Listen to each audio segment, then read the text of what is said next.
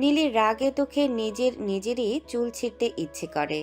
কেন সেদিন ওই দুষ্টুমি করতে গেল সে ভেবে আফসোস করে এখনো। কিন্তু সে তো জিহাদকে না করে দিয়েছে, তারপরেও বর্ণ নীলির সঙ্গে যোগাযোগ করছে না। তবে এর মধ্যে আর এক আপদ এসে জুটেছে। কিছুক্ষণ আগে নীলা আহসান এসে বলে গেছেন আজ বাড়িতে মেহমান আসবে নীলিকে দেখতে। যা শুনে নীলির এখন সত্যি সত্যি পাগলের মতো অবস্থা। শেষমেশ না পেরে ওর থেকে কল দিল। যেভাবে হোক বর্ণর সাথে কথা বলতে হবে। নীলির কিন্তু বিধিবাম অর্থি ফোন তুলছে না। সকাল সকাল অনিমা আর আদিল এসে হাজির। শোনা গেল আরিশাও আসছে। নীলি এক বুক ভয় নিয়ে রুমে বসে আছে। ফোনের দিকে তাকিয়ে মিটিমিটি করে হাসছে অর্থি। অর্থির পাশে অহনিব ল্যাপটপে কাজ করছিল। বিছানায় শুয়ে ফোনের ওপর হয়ে মিটিমিটি হাসতে দেখে অহনিবের ভ্রুজোড়া কুঁচকে এলো। ঘাড় ঘুরিয়ে রহস্য উদ্ঘাটন করার চেষ্টা করলো, কিন্তু পারল না। কিছু দেখতে না পেরে এগিয়ে এসে বলল, এভাবে হাসছো কেন? অর্থি চোখ তুলে তাকালো অহনিবের দিকে। ফোনটা উঁচু করে অহনিবের চোখের সামনে ধরে বলল, নীলি ফোন করেছিল। তো ধরো। না, কেন? এটা ওর পানিশমেন্ট।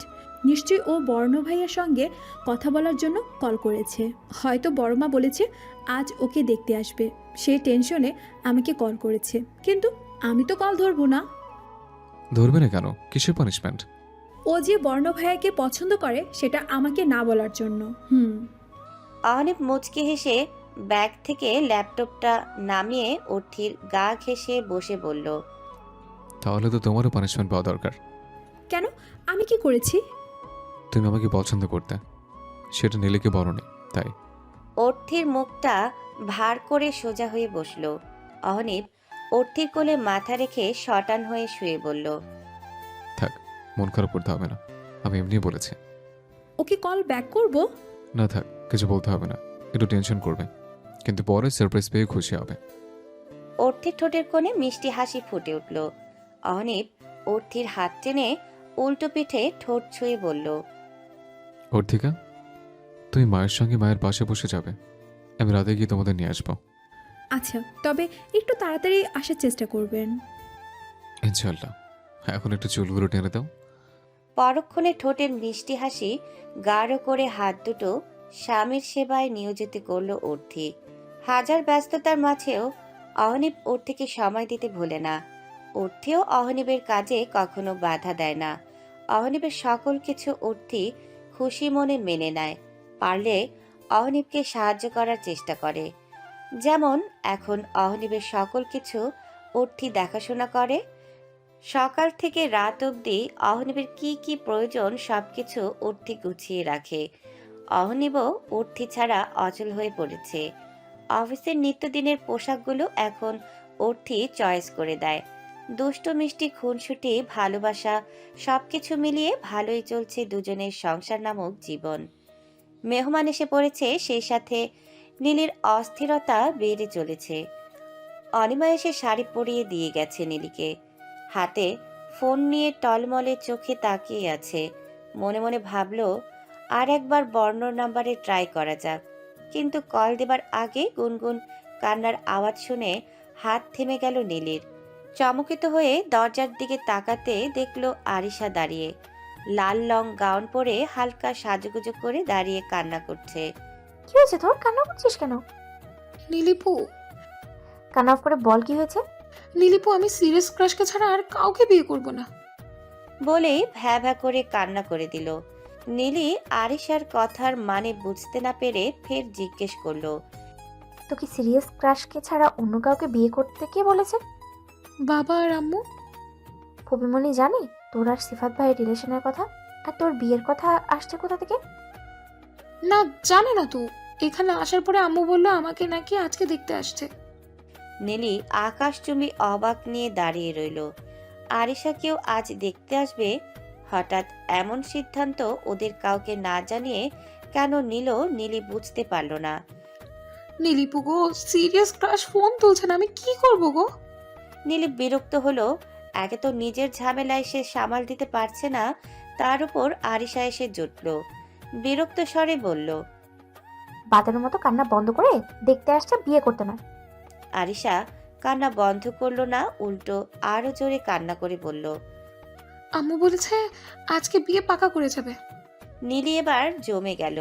দেখা না শোনা না একদিনে এসেই বিয়ের কথাবার্তা পাকা করবে, এই সিদ্ধান্ত নীলিকে না বলে কিভাবে নিচ্ছে সবাই।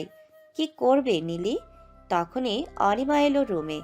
দুজনকে বিমূঢ় হয়ে দাঁড়িয়ে থাকতে দেখে বলল, আমার সাথে চলো, মেহমান এসে পড়েছে।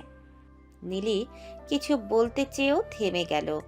অনিমা নীলির শাড়ির আঁচল তুলে এক হাত ঘোমটা দিল, একইভাবে আরিশাকেও ওড়না দিয়ে মুড়িয়ে দিল। তারপর অনিমার রুমে নিয়ে গেল। বড়রা ড্রয়িং রুমে বসেছে আর ছোটদের অনিমার রুমে পাঠিয়েছে। অনিমার রুমটা বড় হওয়াতে সুবিধাই হয়েছে। নীলি আর আরিশাকে এনে সোফায় বসিয়ে দিয়ে অনিমা পাশে দাঁড়ালো। নীলি থ মেরে বসে থাকলেও আরিশা একটু পরপর নাক টানছে, যার ফলে শব্দটা সবাই শুনছে আর উকিঝুঁকি মারছে ঘোমটার তলে কি হচ্ছে সেটা দেখার জন্য। বেশ কিছুক্ষণ পরে একজন মেয়ে কণ্ঠ মোটা করে বলল, তো মেয়ে, তোমাদের নাম কি? নীলির বুক ফেটে কান্না বেরিয়ে আসতে চাইল, কিন্তু এখানে কান্না করাটা সমাচীন নয়, তাই নিজেকে সামলে প্রতিউত্তর করল। নীলিমা নীলি। আরিশার জবাব না পেয়ে অন্য একটা মেয়ে বলল, এই যে লাল জামার মেয়ে, তোমার নাম কি? নাক টানতে টানতে আরিশা বলল। তাজনিম আরিশা। মেয়েটি বলল, নাম তো সুন্দরী, তার নামের মতো তোমরা সুন্দর হলে আজই বিয়ে পাকা করব, সম্ভব হলে বিয়েটাও সেরে ফেলবো। নীলির চোখ থেকে এক ফোঁটা জল গড়িয়ে পড়ল। এবার না বলা অনুভূতিগুলো হয়তো কখনো প্রিয় মানুষটাকে বলা হবে না। নীলির সারা শব্দ না পেলেও আরিশা একথা শুনে সহ শব্দে কেঁদে উঠল। কান্নার শব্দ শুনে মেয়েটি এবার স্বাভাবিক কণ্ঠে বলল, এই, তুমি কাঁদছো কেন? বিয়েতে মত নেই নাকি অন্য কোথাও ইটিস পিটিস চলছে? খুব পরিচিত কণ্ঠ কর্ণকুহরে পৌঁছাতে আরিশা থেমে গেল। মেয়েটি আবার বলল, আমার দেবরা হলো এক নাম্বার খাঁটি সোনা, বুঝলে? তোমাদের অন্য কারোর সাথে ইটিস পিটিস থাকলে এখানে মোটেও সম্বন্ধ করব না আমরা। এবার নীলি এক ঝটকায় ঘোমটা সরিয়ে সামনের দৃষ্টি ফেলল। দৃষ্টিতে পরিচিত মুখগুলো ভেসে উঠতেই অবাক কণ্ঠে বলল, নিশি আপু। নীলির নাম শুনে আরিশাও ঘোমটা সরাতেই দেখল নিশি, রায়ান, সারা, অর্থি, বর্ণ, সিফাত ঠিক ওদের সামনেই বসে মিটমিট হাসছে। আরিশা ফ্যালফ্যাল করে তাকিয়ে প্রশ্ন করল, তোমরা? অর্থি চোখ গরম করে বলল, কি বেয়াদব মেয়ে দেখেছেন ভাবি, চেনা না জানা না শুরুতে তুমি বলে সম্বোধন করছে। বলি, এই মেয়ে আদব কায়দায় কিছু শেখেনি, অপরিচিত মানুষকে আপনি বলে সম্বোধন করতে হয় সেটাও জানে না। তখন নিশি বলল, হ্যাঁ, ঠিক বলেছ ভাবি। খানবাড়ির ছোট বউদের এমন অবস্থা হলে খান পরিবারের আর মান সম্মান কিছু থাকবে না।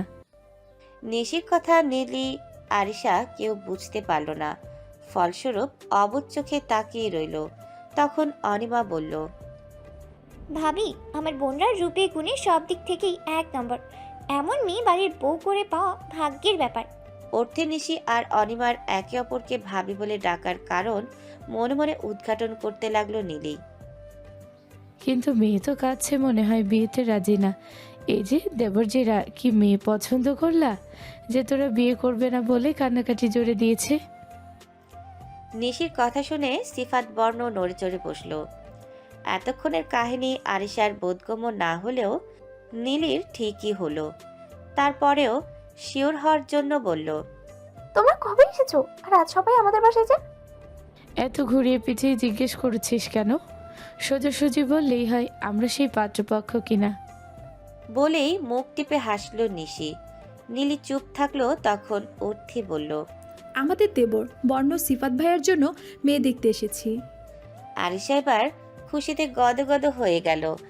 রায়ান তখন বলল, শালি সাহেবারা, দেখো তো ছেলে পছন্দ হয়েছে কিনা। নীলি এবার এক পলক তাকালো বিছানার এক কোণে বসা বর্ণর দিকে। সাদা শার্ট, কালো প্যান্ট, চুলগুলো পরিপাটি করে সাজানো, একদম ফর্মাল লুকে এসেছে। দেখতে খুব সুন্দর লাগছে। নীলিকে তাকিয়ে থাকতে দেখে আদিল ঠাট্টা করে বলল, শালি আসতে, এখনই এত দেখলে পরে কিন্তু পাঁচশে লাগবে। আদিলের কথায় নীলি দৃষ্টি সংযত করল। নিশি বলল, কি আমার দেবরকে পছন্দ হয়েছে? তৎক্ষণাৎ আরিশা জবাব দিল। সিরিয়াস ক্রাশকে তো আমার আগে থেকেই পছন্দ। আরিশার কথা শুনে সারা বলল, কিন্তু ভাবি হিসাবে তোমাকে আমার মোটেও পছন্দ হয়নি। আরিশা খুশি খুশি মনে বলল, তোর পছন্দ হওয়া লাগবে না, আমি কি তোকে বিয়ে করবো নাকি? আরিশার কথায় সবাই হো হো করে হেসে দিল, কিন্তু হাসি বেশিক্ষণ টিকল না যখন নীলি বলল, আমার ছেলেকে পছন্দ হয়নি, সুতরাং আমি এই বিয়ে করছি না। মুহূর্তের মধ্যে রমরমা ঘর থমথমে পরিবেশ এসে ভিড় করলো। অনিমা একটু হাসার চেষ্টা করে বলল, নীলি, মজা করছিস তাই না? নীলি অকপটে স্বীকার করলো। একদম না, আমি সিরিয়াস। ছেলে পছন্দ হয়নি যেহেতু, সেহেতু আমি বিয়েও করবো না। নিশি বলল, এটা বাবাকে বলতে পারবি? নীলি কোনো প্রকার ভনিতা ছাড়াই বলল। হ্যাঁ পারবো, এখনই নিচে গিয়ে বলছি বাবাকে। বলেই নীলি পা বাড়ালো দরজার দিকে। তখন হন্তদন্ত হয়ে উঠতে ছুটে এসে নীলিকে আটকিয়ে বলল, নীলি কি হয়েছে তোর? এমন পাগলামি করছিস কেন? কোনো পাগলামি করছি না আমি, হাত ছাড় আমার। আদিল এগিয়ে এসে বলল, কোনো সমস্যা হলে আমাদের বলে নিলি। আমার কোনো সমস্যা নেই দুলা ভাই, আমি শুধু এই বিয়ে করতে চাই না। উপস্থিতি সবাই হতভম্ব নীলির কঠিন চোখ মুখ দেখে। তখন বর্ণ বলল, আদিল ভাই, আপনি সবাইকে নিয়ে বাইরে যান, আমার মিলির সাথে কিছু কথা আছে। আদিল কিছু বলার আগে নীলি বলল। আমার কোনো কথা নেই।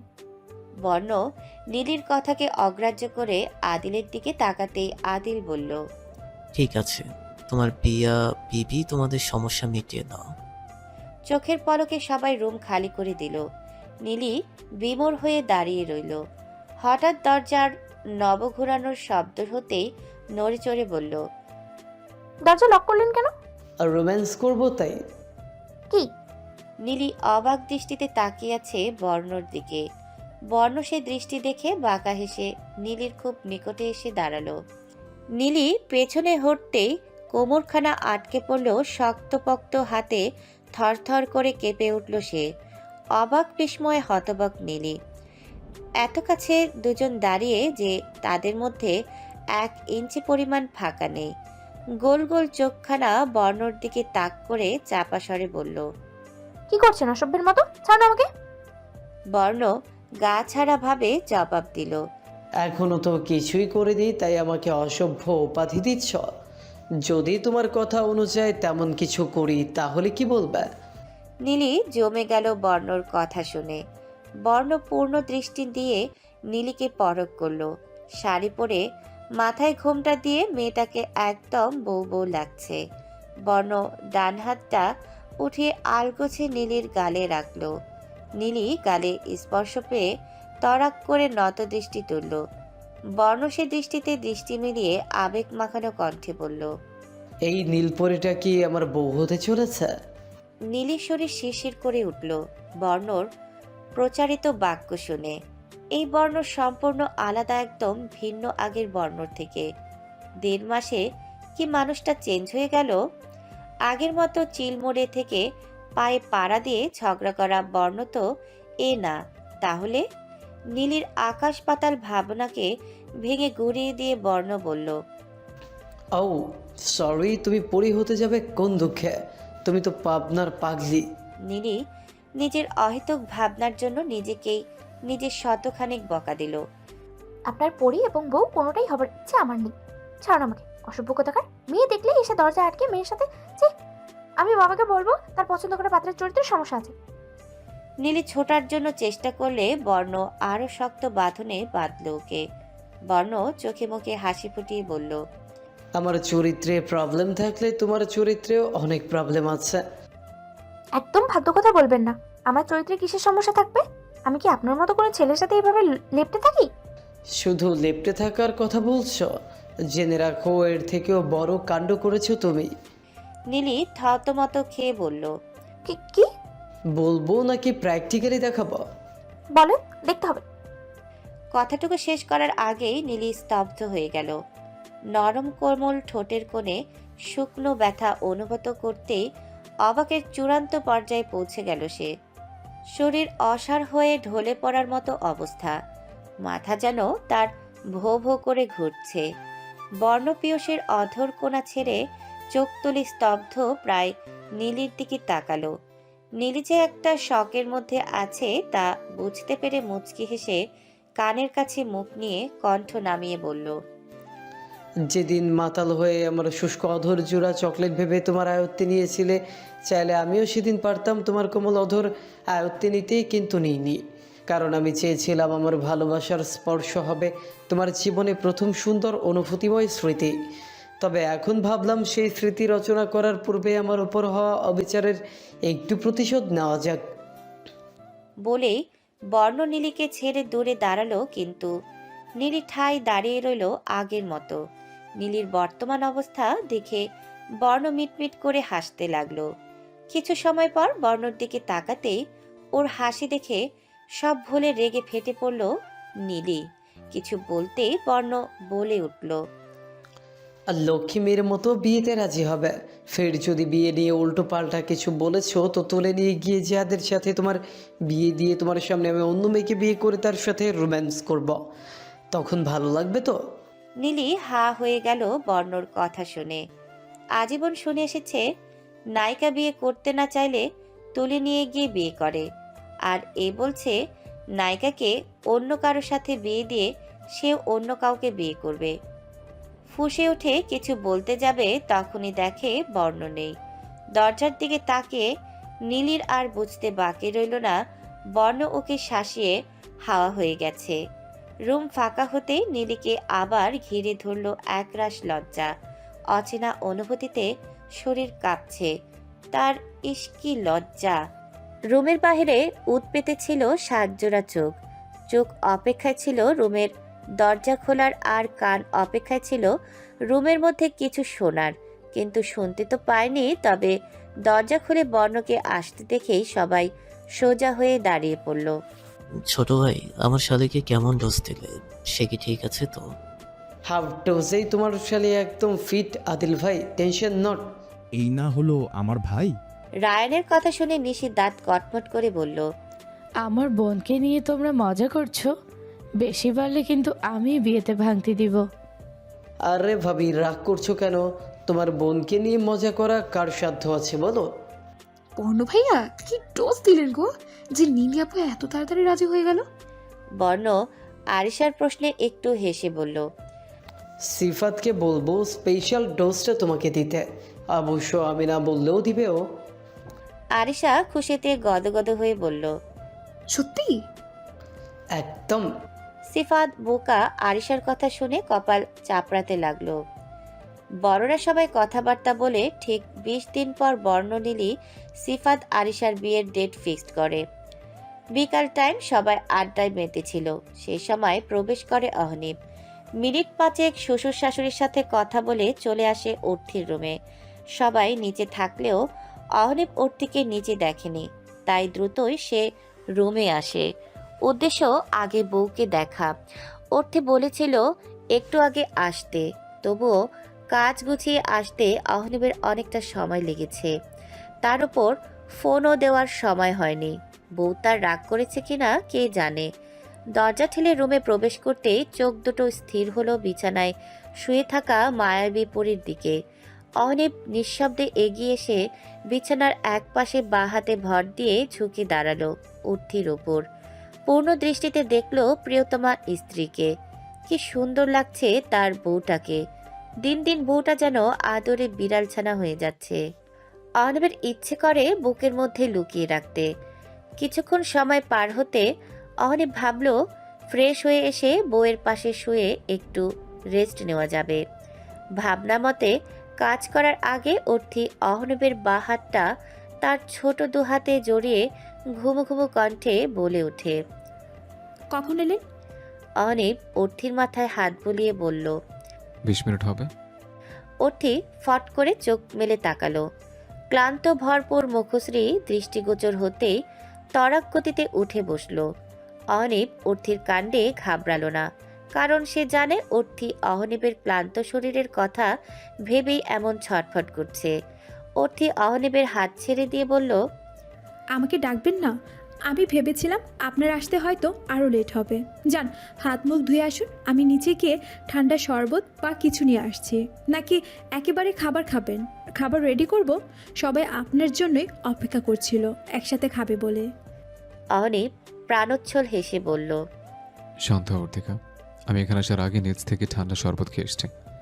আপাতত কিছু খাবো না, ফ্রেশ হয়ে আসি, তারপর বউয়ের সাথে কিছুক্ষণ ঘুমাবো, তারপর খাওয়া। তুমি বরং সবাইকে বলে দাও খেয়ে নিতে।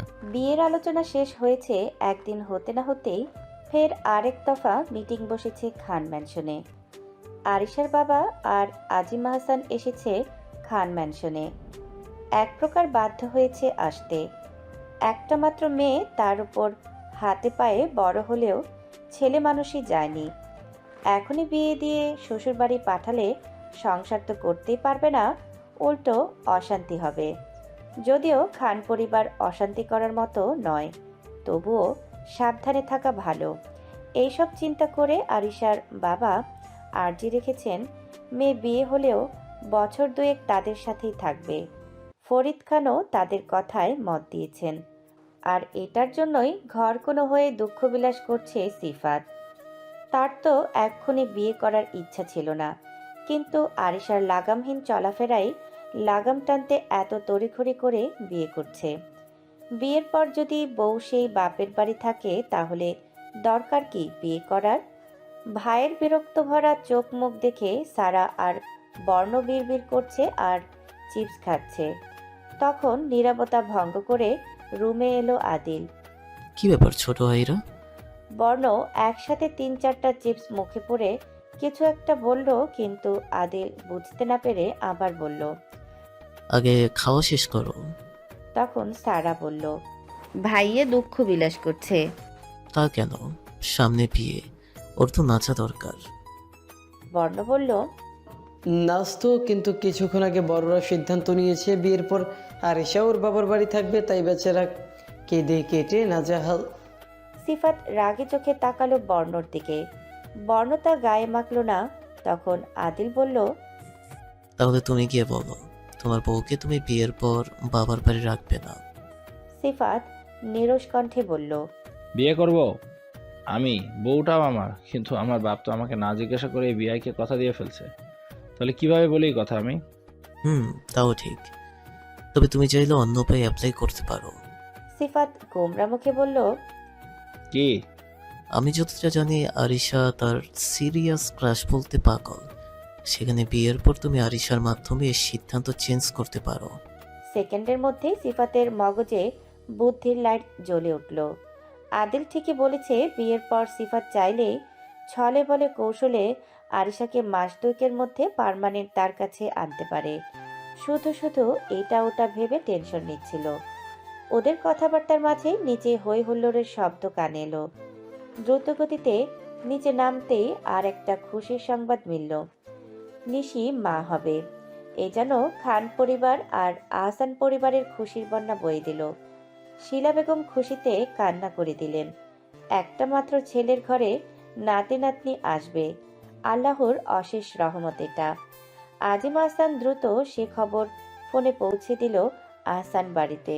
ঘণ্টাখানেক বাদে খান ম্যানশনে দু পরিবার মিলনে রমরমা হয়ে উঠল। সারা রুমে সব গাদাগাদি হয়ে বসে আড্ডা দিচ্ছে। বরাবরের মতোই অহনিব নেই, সে অফিসে।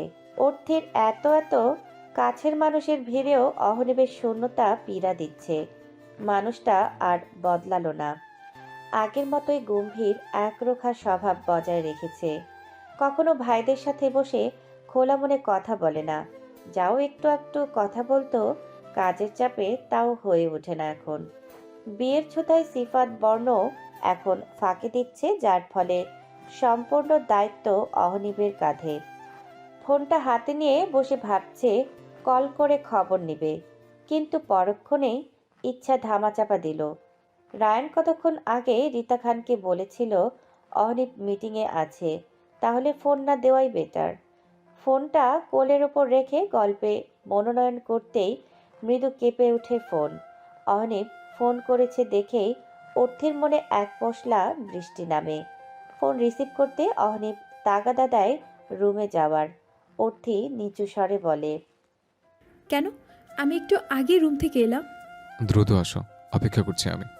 লাইন কাটতেই অর্থি তড়িঘড়ি করে ছুটে নিচে যায়। অহনীপ এসে পড়েছে এত তাড়াতাড়ি। মনে মনে ভীষণ খুশি হয় সে। এক গ্লাস ঠান্ডা পানি নিয়ে রুমে ঢুকতেই দেখে অহনীপ বেডে হাত পা ছড়িয়ে বসে আছে ঝুঁকে। অর্থিকে আসতে দেখেই মিষ্টি হাসি দিয়ে বলল। উফ, এখন মনে হচ্ছে আমার দেহ প্রাণ ফিরে পেল।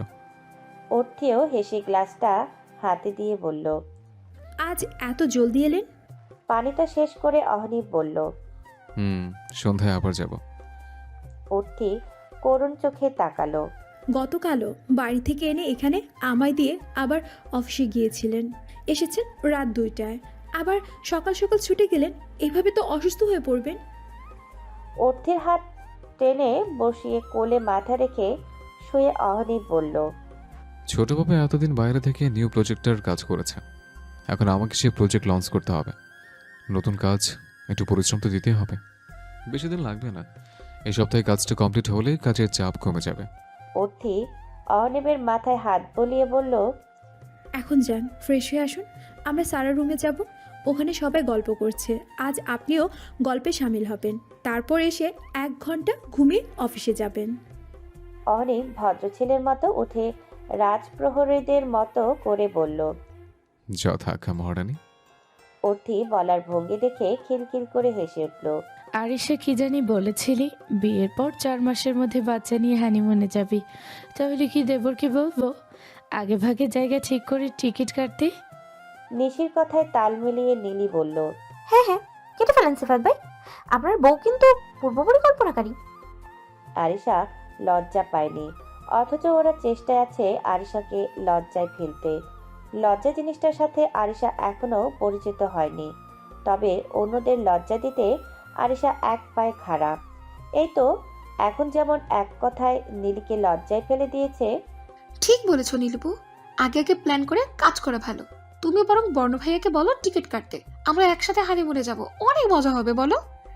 লে নীলি খোশ গল্পের তালে ভুলে গিয়েছিল সে এখন হবু শ্বশুর বাড়িতে আছে, আর দুহাত দূরত্বে বসা যুবক তার হবু স্বামী। লজ্জায় লাল হয়ে উঠল তার গাল। নীলিকে লজ্জা পেতে দেখে ঘর কাঁপিয়ে হেসে উঠল গল্পমহল। তখনই রুমে অহনীপ আর অর্থি আসে। অহনীপকে দেখে রায়ান দাঁড়িয়ে এক গাল হেসে বলল। কিরে, আজ তুই আমজনতার মধ্যে? অহনীপ রায়ানের কথায় পাত্তা না দিয়ে উল্টো তাকে আলতো করে জড়িয়ে নিশির দিকে তাকিয়ে শুভেচ্ছা জানালো। অতঃপর সবাই মিলে আবার গল্পে মেতে উঠল। সন্তান বাবা মায়ের কাছে অমূল্য সম্পদ। যত ভুল বা যত যাই করুক, একজন মা কখনো সন্তানের দিক থেকে মুখ ফিরিয়ে নিতে পারে না। মানুষ খুন করলে সমাজের চোখে ঘৃণিত অপরাধীতে পরিণত হয়, কিন্তু সেই মানুষ সেই খুনির সন্তান রূপে একজন মায়ের আঁচলের তলায় নিরাপদ থাকে। সেখানে শিলা বেগম শুধুমাত্র নিজের জেদ আর হিংসার তাড়নায় খারাপ ব্যক্তিতে পরিণত হয়েছে। তার এই ভুলগুলোর জন্যই সে মায়ের থেকে এত দূরে। ভাই বোনরা তাকে না চাইলেও রেহানা খান মেয়ের অনুপস্থিতিতে ডুকরে ডুকরে কাঁদছেন। বাড়িতে 2 ছেলের একসঙ্গে বিয়ে, অথচ বাড়ির মেয়ে এই বিয়েতে অংশগ্রহণ করতে পারবে না। রায়ান অহনীপের বিয়েতেও মেয়েটা ছিল না, আর সিফাত বর্ণর বিয়েতে তো তাকে ইনভাইট করা হয়নি। এগুলো ভেবেই রেহানা খান মুখ লুকিয়ে কান্না করছে। অর্থী ব্যাপারটা বুঝতে পেরে অহনীপের কাছে আর্জি করে শিলা বেগমকে যেন খান ম্যানশনে আসার পারমিশন দেয়। অহনীপ সাপ সাপ মানা করে দেয় এতে। পরে রেহানা খানের কথা শুনে সিজিয়া আর সাদিয়াকে আসার পারমিশনটা দিয়ে দেয়। এতে অর্থী ভীষণ রেগে যায়, কিন্তু প্রকাশ করে না। মুখ ফুলিয়ে রুম থেকে বের হয়ে নিশির সাথে সরা পরামর্শ করে ফের রুমে আসে। অহনীপ তখন ওয়াশরুমে। অর্থী ফোন হাতে নীলিকে কল করবে সেই মুহূর্তে রীতা খান আসেন। অর্থিমা, তোর বড় বাবা কল করেছিল, বলেছে বিয়ে দুটো দিন তোকে আর নিশিকে ও বাড়ি থাকতে, কিন্তু তোর আব্বু তো এতে নারাজ, বলে তার ঘরের লক্ষ্মীদের ছাড়া শুভ অনুষ্ঠান অসম্পূর্ণ রয়ে যাবে। অর্থি মিষ্টি হেসে বলে, আব্বু যেটা চাই সেটাই হবে। না, সেটা কেন হবে? তোরা বউ পড়ে, মেয়ে আগে, তোদের বোনদের বিয়ে। আমার ছেলেদের সাথে বিয়ে না হলেও তো তোরা বোনের বিয়েতে 1 সপ্তাহ আগে গিয়ে মায়ের বাড়ি বসতি, তাহলে এখন একদিন আগে কেন যেতে পারবি না? মামুনি, এখন এ বাড়ি ও বাড়ি কোনো তফাৎ নেই। আমরা না হয় এবার বউ হয়ে ভাইদের জন্য বউ আনতে গেলাম। এমনভাবে বলছিস যেন বিয়ে আবার হবে। নিশি অসুস্থ, তাই ছোট আপা ওকে যেতে দিতে চাইছে না, কিন্তু আমার মনে হয় গেলে ওর মনটা ভালো হবে। এদিকটা আমরা সামলে নিব। তোদের তো কোনো কাজ নেই, তাহলে থেকে কি করবি? অনেক ওয়াশরুম থেকে বেরিয়ে মাকে দেখে জিজ্ঞাসা করে, কি হয়েছে মা? দেখ না বাবাই, ও বাড়ি থেকে ফোন এসেছিল, অর্থি আর নিশিকে যে 2 দিন থাকতে বলছে, কিন্তু তোর বাপে তো মানতে রাজি না। তবে সমস্যা নেই, তার কথা শুনে আমি মেয়েদের আনন্দ নষ্ট করব নাকি? আমি ওদের ঠিক পাঠাবো। অনেক বড় বড় চোখ করে তাকালো অর্থির দিকে। অর্থি দাঁড়িয়ে পায়ের আঙুলে ফ্লোর খুঁড়ছে। মা বাবা যখন চাইছেন না তখন যেতে হবে না। চুপ, তুইও তোর বাপের মতো। ওদের বোনের বিয়ে, আর ওরা এখানে বসে দেবরের বিয়ে দেখবে। ওরা যাবে। ওর থেকে যাবে বলেছে? তৎক্ষণাৎ অর্থি বলে উঠল, হ্যাঁ হ্যাঁ মামুনি, যখন চাইছে তখন যেতে আপত্তি নেই। আর আমার মনে হয় এতে নিশিপুও অনেক খুশি হবে। অহনীপ দাঁত কটমট করে তাকালো অর্থির দিকে। অহনীপ ভয়ে শুকনো ঢোক গিলে চোখ সরিয়ে নিল অহনীপের থেকে। রীতা খান খুশি মনে বেরিয়ে গেল। অর্থি এখন রুম থেকে পালানোর রাস্তা খুঁজছে। অহনীপ রেগে গেছে, তা অর্থির বুঝতে বাকি নেই। এবারে আসার পর থেকে একটা মুহূর্ত অর্থিকে চোখের আড়াল করে না অহনীপ। আর রাতে তো অর্থিকে ছাড়া তার চলেই না। এসব জেনেও অর্থি 2 দিন সাভারে যাওয়ার চিন্তা করছে। অহনীপ পারলে চোখ দিয়ে গিলে খাবে অর্থিকে, এমন লুক নিয়ে তাকিয়ে আছে। যত দ্রুত সম্ভব পালাতে হবে ভেবেই পা বাড়ালো দরজার দিকে, কিন্তু বেশি দূর যেতে পারল না। অর্থি তার আগে শক্ত হাতের হ্যাচকা টানে মুখ থুবড়ে পড়ল অহনীপের বক্ষে। পুরুষালী হাত দুটো অর্থির কোমর পেঁচিয়ে নিজের সাথে মিশিয়ে বলল, 7 দিনও হয়নি ও বাড়ি থেকে এসছে, আবার তারও এসেছিল, তাহলে আবার যাওয়ার এত তারা কেন? অর্থি অহনীপের ধূসর টি শার্টের গলার ফাঁক উকি দেওয়া কালো লোমগুলোতে চোখ বোলাতে বোলাতে বলল, ইচ্ছে নেই এখানে থাকার, তাই। অহনীপ গম্ভীর কণ্ঠে বলল। কি বললে? অর্থের ধ্যান ভাঙল। বক্ষ থেকে নজর সরিয়ে অহনীপের দৃঢ় বন্ধন থেকে সরার চেষ্টা করতে করতে বলল, আমার বোনদের বিয়ে, ওদের বিয়েতে যাব না, এটা কেমন দেখায় না? আর নীলি বারবার কল করেছে যাওয়ার জন্য। উফ, নড়াচড়া করো না তো, চুপচাপ দাঁড়িয়ে থাকো। যাবে তবে সকালে গিয়ে রাতে ফিরে আসবে। আমি বিছানা আসার আগে যেন তোমাকে দেখতে পাই, তাহলেই হবে। অর্থি হাঁ হয়ে গেল অহনীপের কথা শুনে। যে আবার রাতে চলে আসবো, তাহলে গিয়ে লাভ কি আমার?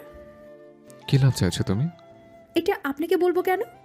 অর্থিকা, আজ ভিন্ন আচরণ করছো কেন? কোথায়? আমার আচরণ ঠিক আছে। না, একদম ঠিক নেই। কি হয়েছে বলো আমাকে। কিচ্ছুই হয়নি। আমি আর নিশিপু বাবার বাড়িতে 2 দিন থাকবো, আর সাথে দাদুমণিকেও নিয়ে যাব। তার এখানে থেকে কাজ নেই। অনেক ছোট ছোট চোখ করে তাকিয়ে বলল, হ্যানাকে কেন নেবে? সে কি যেতে চেয়েছে? না, কিন্তু আমি নিয়ে যাব। যদি পারি কালকেই যাব। পুরো 14 দিন থাকবো বাবার বাড়ি। আপনার সাথে কথা দেখা কিচ্ছু করব না, ছাড়ুন আমাকে। অহনীপ আহম্মক বনে গেল অর্থির তেজি গলার কথা শুনে। হঠাৎ এত রেগে যাওয়ার কারণ বুঝল না সে। 14 দিন গিয়ে থাকবে, তার উপর অহনীপের সাথে কোনো প্রকার কন্টাক্ট রাখবে না। অহনীপের তো শুনেই পাগল পাগল লাগছে, তাহলে অর্থে চলে যাওয়ার পর কেমন লাগবে? এদিকে অর্থি রাগে গজগজ করতে করতে রুম থেকে বেরিয়ে গেল নিশির রুমে। সেখানে গিয়ে খিলখিল করে হেসে উঠল। দু বোন এবার জব্দ করবে দু ভাইকে। রায়ানকে নিশি 3 দিন ধরে বোঝাচ্ছে সে বাবার বাড়ি যাবে, কিন্তু রায়ান নিশির কোনো কথাই কানে তুলছে না। আর অর্থি, সে তো শিলা বেগমকে খান ম্যানশনে আনার পারমিশন না দেওয়ায় রেগে আছে। রেহানা খান বয়স্ক মানুষ, তাকে এভাবে কাঁদতে দেখতে অর্থির মন কুলাচ্ছে না। তাই অহনীপকে অনেক আশা নিয়ে বলেছিল, কিন্তু সে অর্থির আশা ভেঙে অর্থিও এখন বোঝাবে সেও অহনীপ খানের বউ। তার কথা না রাখার ফল কি হতে পারে? থাক, ব্যাটা এখন বউ ছাড়া, মনে মনে ভেবে নিজেকে বাহবা দিল অর্থি। জানালার পাশে বসে লজ্জায় হাঁসফাঁস করছে নীলি। নজর তার সামনে অবহেলিত পড়ে থাকা ফোনের স্ক্রিনে জলজল করছে উগান্ডার ফ্যাক্টরি নামটা। হ্যাঁ, এই ফোন দেখেই তার এত লজ্জা। বর্ণ এই অবধি 8 বার কল দিয়েছে, কিন্তু নীলি রিসিভ করেনি। বর্ণ অতিষ্ঠ হয়ে ফোন কেটে আরিশাকে কল করলো। আরিশারা আজকে আহসান বাড়িতে এসেছে। নীলেও আরিশার বিয়ে আহসান বাড়িতেই হবে। বর্ণর কল পেয়ে আরিশা লম্বা সালাম দিল। বর্ণ সালাম বিনিময় করে বলল, আরিশা, দেখো তো আপনার পাগলিটা বেঁচে আছে নাকি? ছি বর্ণ ভাইয়া, নিজের হবু বউকে কেউ এগুলো বলে? সিফাত যে তোমাকে বৌদি বোকা বলে? আরিশা খিলখিল করে হেসে বলল, ওটা তো ভালোবেসে বলে। তাহলে এটাও আমি ভালোবেসে বলি। আচ্ছা তাহলে ঠিক আছে। বর্ণ আরিশার বাচ্চা সুলভ কথা শুনে নিঃশব্দে হাসলো। মেয়েটা সত্যি সহজ সরল। আরিশা নীলির রুমে ঢুকে ওভাবে বসে থাকতে দেখে চোখ কপালে উঠে গেল। গলা নামিয়ে মোটা কণ্ঠে বলল, বর্ণ ভাইয়া, নীলি আপুকে ভূতে ধরেছে। ওয়াই? সত্যি বলছি, নীলিপু ফোনের দিকে তাকিয়ে লাল নীল হচ্ছে, আর ওই তো নাকের ডগা লাল টুকটুকে হয়ে আছে। ফোনের ওপাশ থেকে বর্ণ এবার হো হো করে হেসে উঠল। বর্ণ এখন বুঝতে পারল নীলি কেন তার ফোন রিসিভ করেনি। আপনি হাসছেন? আমি যাই, মামা মামিকে ডেকে আনি। ওয়েট, যেতে হবে না কাউকে ডাকতে। তোমার নীলিপুকে ভূতে না লজ্জায় ধরছে। লজ্জা? হ্যাঁ, লজ্জা। ফোন রেখে তার সাথে কথা বলো, তাহলে বুঝবে। আচ্ছা আচ্ছা। ঘড়ির কাঁটা জানান দিচ্ছে রাত 1টার। পুরো বাড়ি ঘুমে তলিয়ে আছে, শুধু জেগে আছে এক পুরুষের দুটো চোখ, যে চোখ দুটো বিচরণ করছে ঘড়ি আর বিছানায়। হতাশ হয়ে সোফায় গা এলিয়ে শুয়ে পড়ল অহনীপ। বউটার হঠাৎ মায়া দয়াহীন রিনা খানের রূপে বিমর্ষে। তার সাদাসিধে বউয়ের মধ্যে কোনো রিনা খান ভর করেছে বুঝতে পারছে না। স্বামীর অনুগত বউয়ের এরূপ আচরণ ভাবার বাহিরে। উঠতে সে যে রুম থেকে বের হয়েছে আর ফেরেনি। চমকে এসে বলে গেছে যে আজ সারার সাথে ঘুমাবে। তারপর থেকে অহনীপ টানা 3 ঘন্টা সোফায় বসে বউয়ের অপেক্ষায় প্রহর গুনছে, বিছানা আর ঘড়ির দিকে তাকিয়ে। আজ বিছানাটাও যেন অহনীপকে নিয়ে টিটকারি মারছে। এত বছর একা ঘুমিয়ে এখন বউ আসতেই সেই বিছানাকে পর করে দিয়েছে। যেন বউ ছাড়া বিছানায় যাওয়া ঘোর অপরাধ। অহনীপ কয়েকবার বোনকে ডাকতে চেয়েছে, কিন্তু বউয়ের জন্য বোনকে বিরক্ত করা ভালো দেখায় না বলে দমে যায়। তবে এবার আর দমতে পারল না। গা ঝাড়া দিয়ে উঠে সারার রুমে এক্সট্রা চাবি নিয়ে হাঁটা ধরল।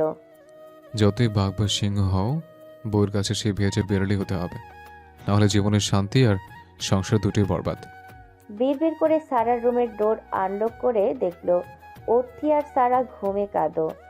মোক্ষম সময় এসেছে ভেবেই বিজয়ের হাসি হাসল সে। আলগোছে ওর থেকে কোলে তুলে পা টিপে টিপে হাঁটা ধরল নিজের রুমে।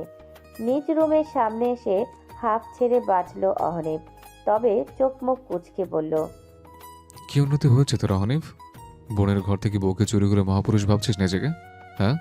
তৎক্ষণাৎ মেয়েলি কণ্ঠ ভেসে এলো অহনীপের কানে।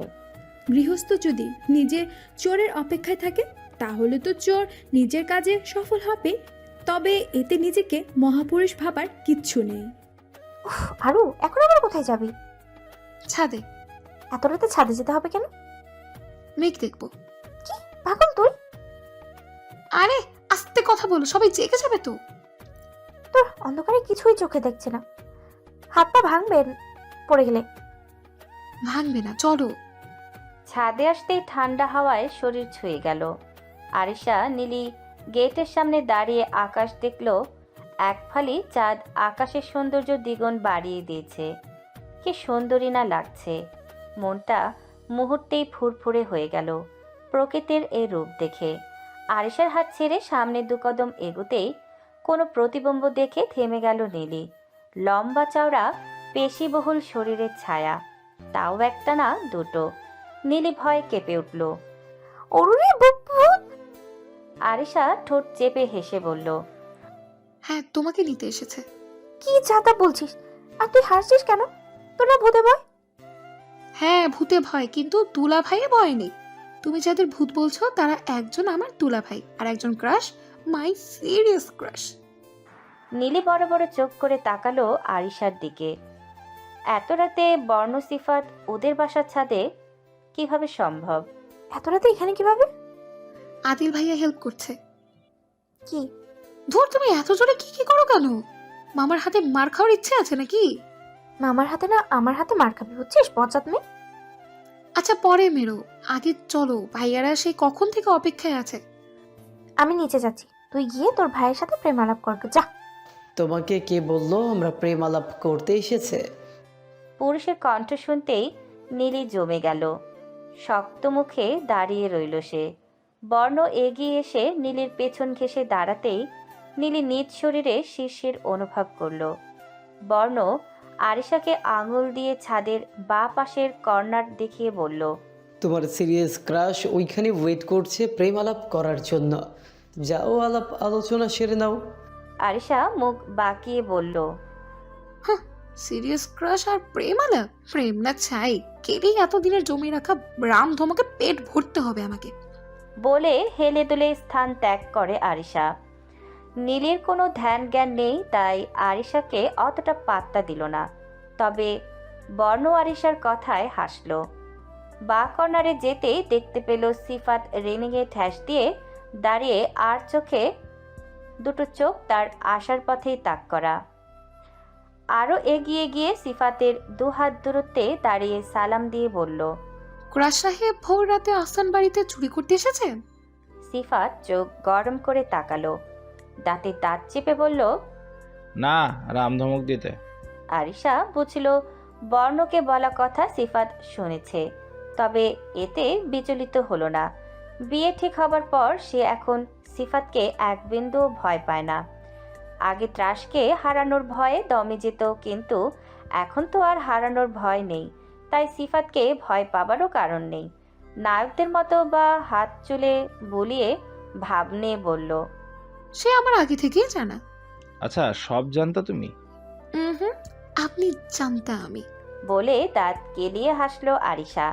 সিফাত হাত টান দিয়ে আরিশাকে একদম নিকটে এনে ফেলল।